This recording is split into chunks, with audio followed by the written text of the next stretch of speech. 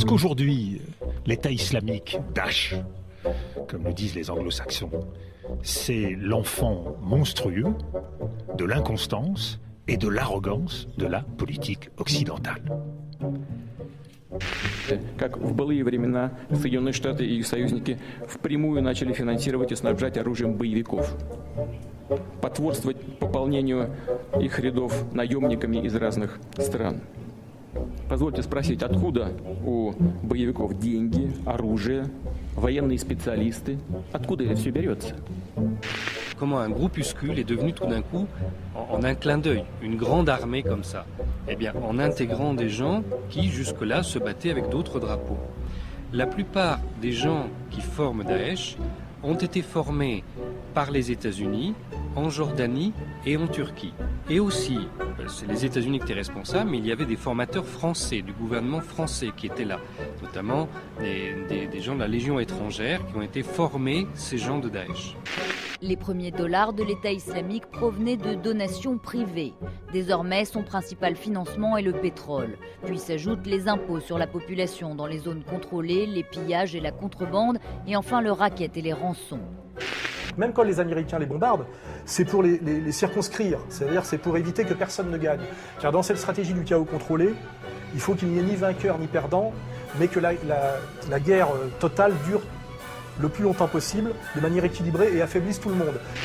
La raison pour laquelle on ne l'élimine pas complètement, c'est qu'on espère encore pouvoir l'utiliser dans le futur, pourvu qu'il ne dépasse pas les limites qu'on lui donne. Le problème, c'est que ce groupe a dépassé le scénario qu'on lui avait fixé. Ces vidéos ont été fournies par le ministère russe de la Défense. On y voit des sites présentés comme des positions djihadistes en Syrie être détruits par des frappes aériennes. Moscou affirme avoir frappé ce dimanche 10 cibles du groupe État islamique. Mais une fois de plus, les pays occidentaux ont fait part de leurs doutes sur les objectifs poursuivis par la Russie. Je peux absolument vous confirmer qu'il y a eu des frappes contre l'armée libre de Syrie ou contre des groupes qui ont été armés et entraînés par la CIA.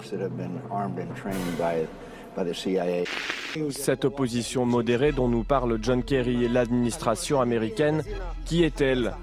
Il n'y a pas de terrorisme modéré.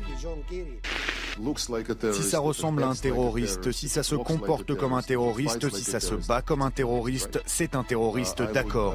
Je vous rappelle que nous avons toujours dit que nous allions combattre le groupe État islamique et les autres groupes terroristes.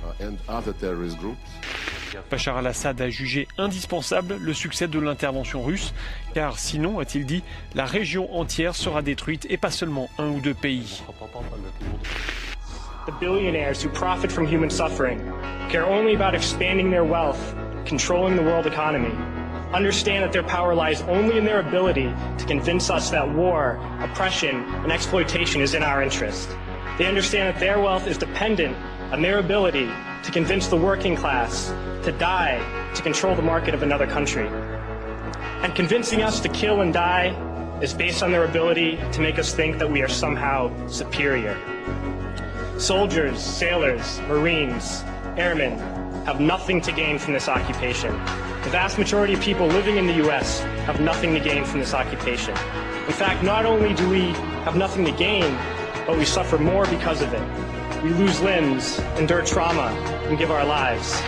Our families have to watch flag-draped coffins lowered into the earth. Millions in this country without health care, jobs, or access to education must watch this government squander over $450 million a day on this occupation.